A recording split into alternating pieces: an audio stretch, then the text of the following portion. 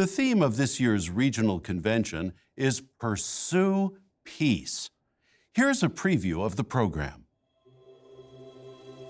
Peace is often defined as the absence of conflict. But peace involves much more. The truth is, we each face trials that can rob us of peace. Illness, economic problems, our own weaknesses, damaged relationships. What threatens your peace? At the 2022 Pursue Peace Convention of Jehovah's Witnesses, you will discover how you can find real, lasting peace in your life right now.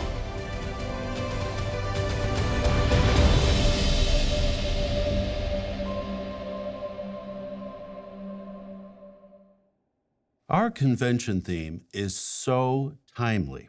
No, your convention theme is so misleading. Pursue Peace is the theme, as you've just seen, for the 2022 Convention of Jehovah's Witnesses.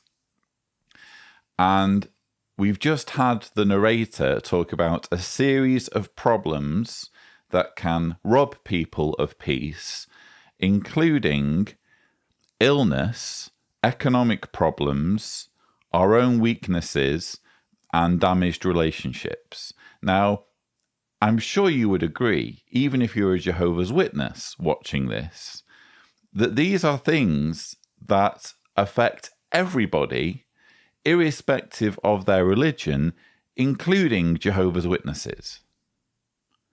So if you're a Jehovah's Witness, there's nothing stopping you from suffering from illness, or having economic problems, or struggling due to your own weaknesses, or having damaged relationships. Yes, relationships can suffer damage even in the Jehovah's Witness religion. So having listed all of these afflictions that affect everybody, including Jehovah's Witnesses, the narrator then says, at the 2022 Pursue Peace Convention of Jehovah's Witnesses, you will discover how you can find real, lasting peace in your life right now.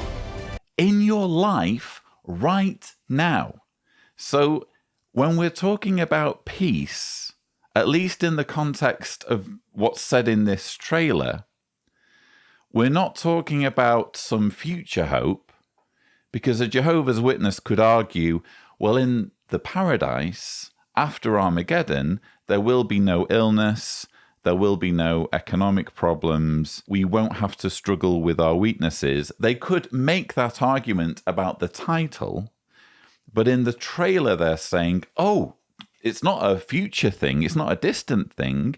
We can give you peace regarding these issues right now if you'll join us as a Jehovah's Witness, as we're going to discuss in the Pursue Peace Convention program. How misleading. It's just total manipulation. Again, I keep making this argument, but I keep needing to make this argument. What does it say about an organization when they cannot help, even in a 1-minute trailer for their convention, they cannot help but lie in order to promote their religion? It's the same with all cults. The ends always justify the means. If you want people to join, and you're desperate enough for people to join your movement, you will tell them anything. You will make them promises that you have no possible means of delivering on.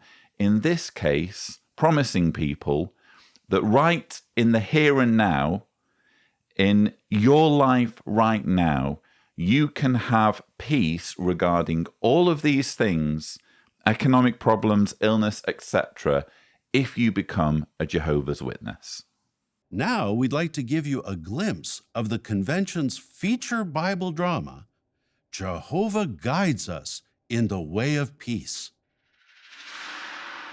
There is a God in the heavens who who is a revealer of secrets. And he has made known to King Nebuchadnezzar what is to happen in the final part of the days. The divine dream that Daniel interprets for King Nebuchadnezzar constitutes a prophecy crucial for the lasting peace of mankind. Jehovah knows the course of history centuries, even millenniums in advance. And as the toes of the feet were partly of iron and partly of clay, so the kingdom will be partly strong and partly fragile. History has shown us how every type of human government imaginable has failed. It's only Jehovah who has the ability to guide humans to real, lasting peace. He has led his people in the past. So when he prophesies that he'll lead his people to real, lasting peace in the future, this isn't a prediction. It's a guarantee. The peace we seek is certain under God's kingdom.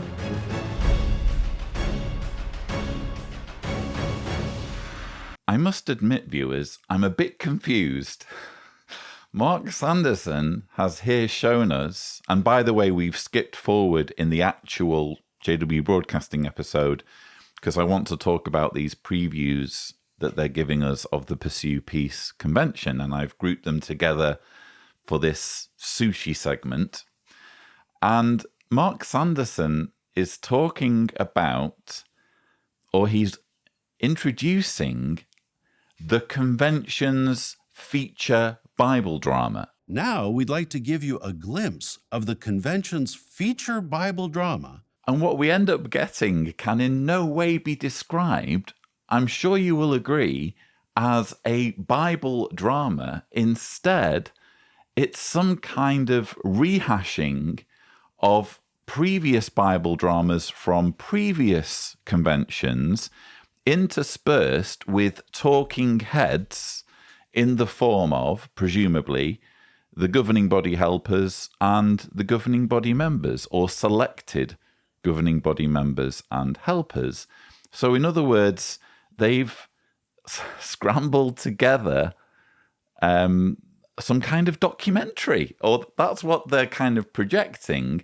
And if it is a documentary, fine. If they do want to rehash old material rather than do a new production, fine. Nothing wrong with that. But why introduce it as a Bible drama when it so obviously isn't? It's a whole bunch of people who are at the top of the ladder in terms of the Jehovah's Witness hierarchy, sharing their opinions, or if I had to guess, reading from a script that's been given to them by the writing department.